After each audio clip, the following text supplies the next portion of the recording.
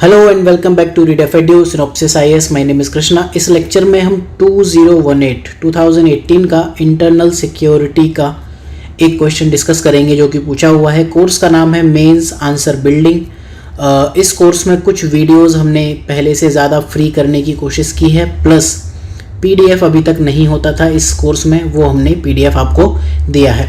तो क्वेश्चन देखते हैं जो 2018 में आया है। ये लेफ्ट विंग एक्सट्रीमिज्म के ऊपर है, जिससे लगभग हर 2-3 साल में क्वेश्चंस आ रहे हैं, हम अब लगातार देख चुके हैं। तो ऐसे क्वेश्चंस में जैसे इस क्वेश्चन की लैंग्वेज है, स्टूडेंट्स पर प्रेशर होता है एक्सप्लेन करने का इस वाले पार्ट को। क्वेश्चन में ये पूछा है कि briefly explain the government of India's approach to counter challenges posed by LWE। सिर्फ और सिर्फ एक चीज़ पूछी है जिसके आपको नंबर मिलेंगे। 10 नंबर का ये क्वेश्चन है कि गवर्नमेंट ने क्या कर दिया जिससे चैलेंजेस जो LWE के हैं वो कम हो सके। बट ऐसे क्वेश्चंस में हमारा सारा जो फोकस है, हमारा प्रेशर है, वो आता है इस लाइन पर। LWE is showing a downward trend but still affects many part of the country. तो आप देखो, अगर इस स्टेटमेंट की हम रेलेवेंस देखें, ये जस्ट बता रहा है, ये statement kind of introduction to this question है कि डाउनवर्ड ट्रेंड हो रहा है लेकिन अभी भी बहुत सारे पार्ट्स में है। तो गवर्नमेंट ने क्या क्या स्टेप्स लिए हैं, कुछ स्टेप्स लिए होंगे तभी तो ऑब्वियसली डाउनवर्ड ट्रेंड है। तो ऐसी लाइन को जब आप देखो तो इसका आप यूज़ करो इंट्रो में, और इससे ज़्यादा आप इसका कहीं यूज़ नहीं कर सकते। इस पर आपको बहुत ज़्यादा टाइम वेस्ट करने की नीड नहीं है। अब इंट्रो में अगर आप इस चीज़ को जस्टिफाई करना चाहो कि LWE डाउनवर्ड ट्रेंड पे जा रहा है, तो बेस्ट वे तो है इसकी कि आप डेटा ले आओ। लेकिन डेटा हम बीइंग UPSC एस्पिरेंट, डेटा पर हम बहुत ज़्यादा जाते नहीं हैं। तो फिर हम इसमें LWE की डेफिनेशन दे सकते हैं, उनकी आइडियोलॉजी पर बात कर सकते हैं और सिंपल सा लिख सकते हैं कि रिसेंटली ये डिक्लाइन हुआ है। काफ़ी सारे फैक्टर्स उसमें इंक्लूडेड हैं, जिसमें आपका government, media, society, many people, administration सब इन्वॉल्व हैं। तो इस तरह से इस वाली लाइन को हम यूज़ करेंगे इंट्रो में, और यहाँ इसको हम आंसर देंगे जिस पर हमें मिलेंगे 10 में से 9 नंबर, और 1 नंबर इसके लिए आप रख दो। तो फिर अगर आपने इतना समझ लिया तो फिर आपको समझ आ जाएगा क्या करना है। तो इंट्रो में या तो डेटा दो डिक्लाइनिंग ट्रेंड के बारे में, अगर आपको पता हो तो उससे अच्छा इंट्रो तो हो ही नहीं सकता। नहीं पता तो फिर डेफिनेशन वगैरह और कुछ दे सकते हो। फिर आप गवर्नमेंट के जो अप्रोच है, जो क्वेश्चन पूछा है वो सीधे दे दो। कुछ डेवलपमेंट इनिशिएटिव्स गवर्नमेंट लाई होगी, फिर गवर्नमेंट ने अपने कुछ इनिशिएटिव्स दिए होंगे, जैसे सरेंडर पॉलिसी हो गई, ठीक है, एजुकेशन पॉलिसी। तो ये आप देखोगे क्या क्या गवर्नमेंट इनिशिएटिव लाई है। और डिफेंस मैकेनिज्म, जैसे स्टेट्स को उन्होंने एम्पावर किया है, पुलिस, इंटेलिजेंस, ये सारी चीज़ें। तो हम यहाँ जो भी पॉइंट्स होंगे इस तरह के लिख देंगे। एंड में हम इवेल्युएट ज़रूर करेंगे। ऐसे क्वेश्चन में आप कंक्लूजन के बदले हम इवेल्युएट कर सकते हैं इस डेटा को कि पॉजिटिव रिजल्ट है गवर्नमेंट इनिशिएटिव्स, स्टिल जो क्वेश्चन ने कहा still affects many part of the country. तो अभी भी ये चीज़ बची हुई है। तो कंक्लूजन और इवैल्यूएशन में हम ये चीज़ करेंगे कि ऑल्दो चीज़ें डिक्लाइनिंग है बट अभी भी कुछ पार्ट बचा हुआ है, उसको कंट्रोल करने के लिए, ख़त्म करने के लिए ये जो इनिशिएटिव्स हैं जारी रहने चाहिए और उनमें जो खामियां हैं वो दूर कर लेनी चाहिए। तो इस क्वेश्चन को सॉल्व करने की अप्रोच कुछ ऐसी होनी चाहिए। तो थोड़े कुछ पॉइंटर्स मैं आपको दे देता हूँ, बाकी आपकी मर्जी, आप जैसे इस क्वेश्चन को अप्रोच करना चाहो। मैं आपको पॉइंटर्स में डेटा वाइज भी दे दूंगा और विदाउट डेटा। तो इसको मैंने इंट्रोड्यूस करने की कोशिश की है विदाउट डेटा। डेटा मैंने इवैल्यूएशन में लिया है। एंड में हमने डेटा की बात की है इस क्वेश्चन में कि यहाँ पर इवैल्यूएशन में हमने पॉजिटिव रिजल्ट की बात की कि ये श्रंक हो गया। आप इसको इंट्रो में भी डाल सकते हो, आपकी मर्जी, ठीक है, कि total area affected by Naxalism 90% या 90 डिस्ट्रिक्ट में ही बचा है। पहले अराउंड ये 165, 170, 175 डिस्ट्रिक्ट्स में था, और जो माओइस्ट इंसर्जेंसी है वो बस लास्ट लेग में आ चुकी है। तो ये आपकी मर्जी है। एंड में आप इवैल्यूएशन पार्ट में दे सकते हो या फिर इंट्रो में डेटा। अगर आपको डेटा नहीं पता देन गो फॉर डेफिनेशन, और बेटर है आप किस किस चीज़ का डेटा याद करोगे, then you should and you must go for definition type of things. तो जो एक्सट्रीमिस्ट्स हैं, नॉट ओनली जो LWE क्या है, जो नक्सलाइट्स हैं वो एक्सट्रीमिस्ट के पार्ट हैं। एक्सट्रीमिस्ट में आपके टेररिस्ट भी आ सकते हैं, एक्सट्रीमिस्ट में फंडामेंटलिस्ट भी आ सकते हैं, ठीक है, रिलीजियस फंडामेंटलिस्ट हो सकते हैं हम। एंड इसमें आपके LWE भी आता है, और भी बहुत सारे ग्रुप्स हो सकते हैं एक्सट्रीमिज्म के। तो जो एक्सट्रीमिस्ट हैं ये पार्लियामेंट्री डेमोक्रेसी को रिजेक्ट करते हैं और कहते हैं कि हम वायलेंस के थ्रू कुछ भी हासिल कर सकते हैं। अगर आप मॉडर्न हिस्ट्री की बुक्स देखो और वहाँ पर फ्रीडम स्ट्रगल में आपको देखेंगे कि बहुत ही अच्छे नाम जिनको आप पसंद करते हो उनको बुक्स में टेररिस्ट की तरह दर्शाया गया है, और आज तक वो चीज़ें नहीं करेक्ट की गई। उसका रीज़न यही है कि वो अपने टाइम की गवर्नमेंट के खिलाफ एक्सट्रीमिज्म शो करते थे और उन्होंने वायलेंस का रास्ता कई बार इख्तियार कर लिया था। तो मेन ऑब्जेक्टिव्स LWE के क्या है? सबसे पहला तो हम सिस्टम को ओवरथ्रो कर देंगे, जो सिस्टम है हमें वो चाहिए ही नहीं। बेसिकली जो LWE है चाइनीज़ रिवॉल्यूशन से आया है, और चाइनीज़ रिवॉल्यूशन आपका है लेफ्टिस्ट आइडियोलॉजी वाला, जो कि मार्क्सिज्म पर बेस्ड है। Leninism and Marxism, LENIN and Marxism. तो इन्होंने आर्म्ड रिवॉल्यूशन लाने की बात की है। चाइना में ऐसा हुआ था तो वही ये इंडिया में भी करना चाह रहे हैं, फंडिंग वंडिंग सब वहाँ से होती रहती है। हाउएवर अब हम इसको इंट्रो से कनेक्ट करेंगे अपने आंसर की तरफ। LWE showing downward trend, reasons are as follows. तो हम कुछ रीजंस लिख देंगे। तो रीजंस हम क्विकली डिस्कस कर लेते हैं, इसमें कोई ज़्यादा चीज़ तो है नहीं, कुछ हम इसमें रॉकेट साइंस डिस्कस करने वाले हैं नहीं, कुछ पॉइंटर्स ही हैं। फोकस ऑन डेवलपमेंट गवर्नमेंट ने किया है तो उससे क्वालिटी ऑफ लाइफ यहाँ के जो लोग हैं वो इम्प्रूव हुई है, QOL। अब जो ये कीवर्ड्स हैं इनके लिए मैं आपको एक चीज़ बता सकता हूँ कि इंस्टेड ऑफ जो रैंडम मटेरियल हंट होता है, हम क्या करते हैं? रिसोर्स हंटिंग पर लग जाते हैं। तो रैंडम रिसोर्स हंटिंग से बेटर है कि अगर आपको प्री में और मेंस में, प्री में अगर आपको 2-4 क्वेश्चंस का एज चाहिए और मेंस में आपको कुछ कीवर्ड्स चाहिए, then go for optional syllabus. Optional syllabus में जो चीज़ें लिखी है ना उनके ऊपर जाओ।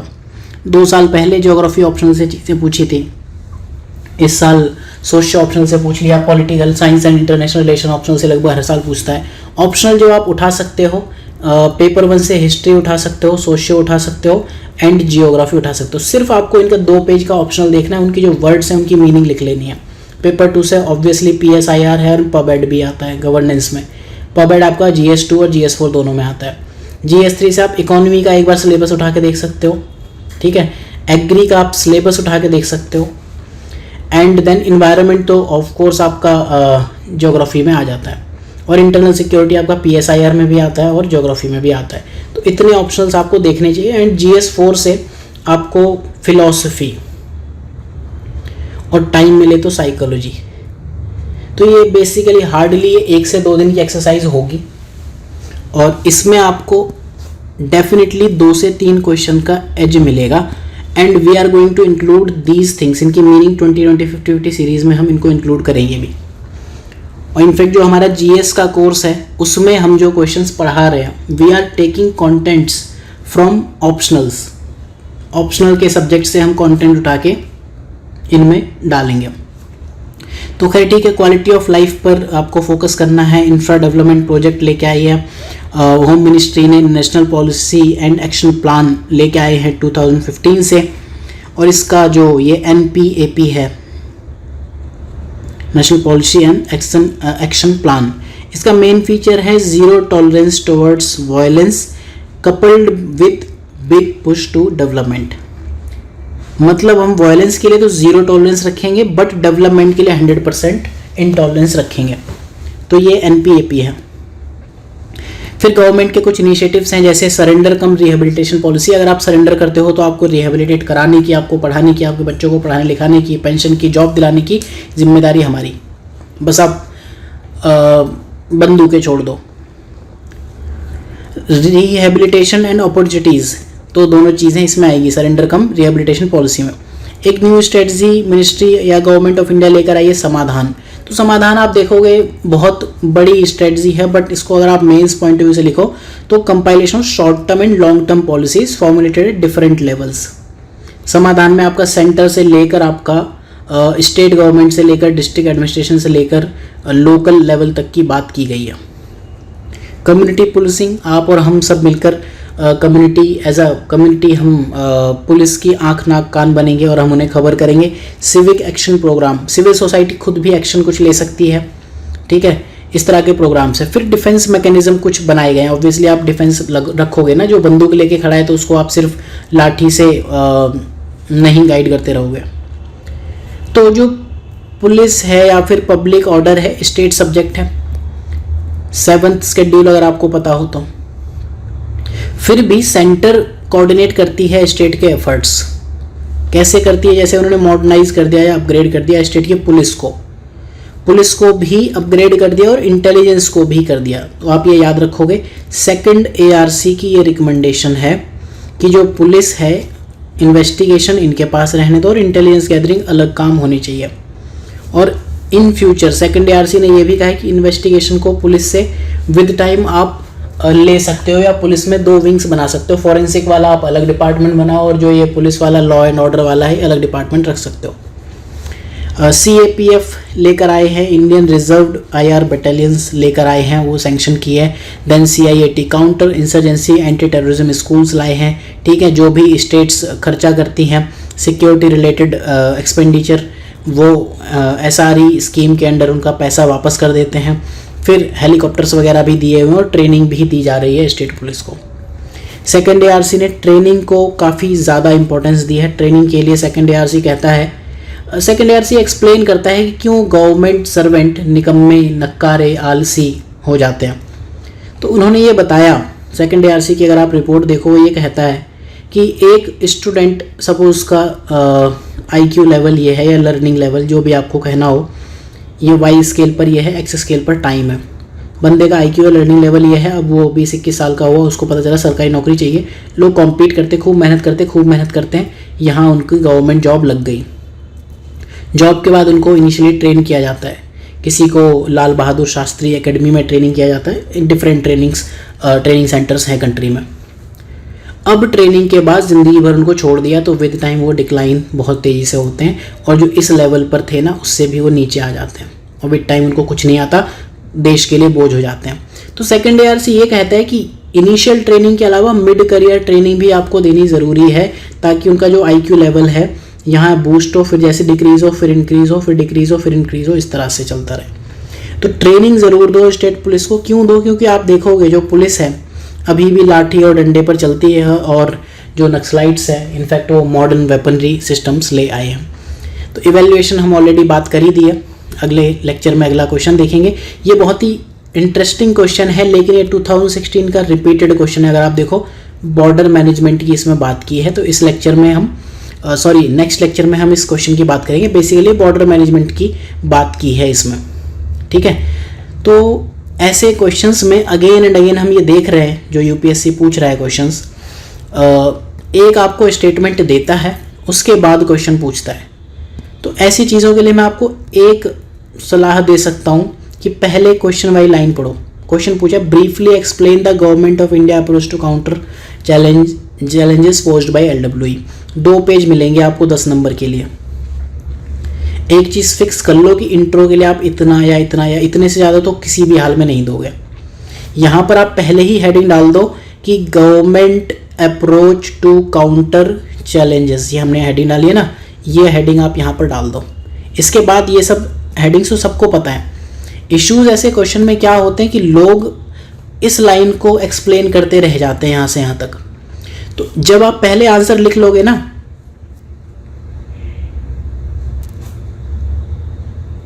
जब आप पहले आंसर लिख लोगे यहाँ पर, ये आपने क्वेश्चन का आंसर लिख लिया, फिर आपको पता चला तो आप कंक्लूजन इवैल्यूएशन भी लिख लोगे।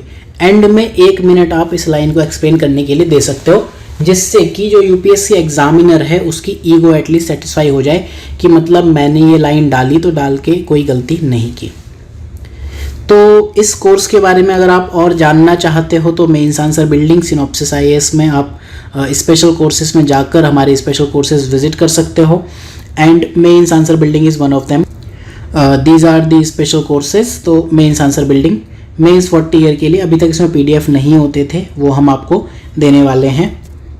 एंड इस कोर्स के बारे में अगर आप ज़्यादा जानना चाहो तो स्कैम ऑफ आंसर राइटिंग का आप वीडियो देख सकते हो, रिलेवेंस ऑफ टॉपिक्स आप देख सकते हो, and demo video course list जो भी है आप देख सकते हो। कंटेंट अप्रोच क्या है, इनरोल करने के लिए क्या डिस्काउंट्स एंड फी है। तो मिलते हैं अगले लेक्चर में, तब तक के लिए ध्यान रखिए और पढ़ते रहिए।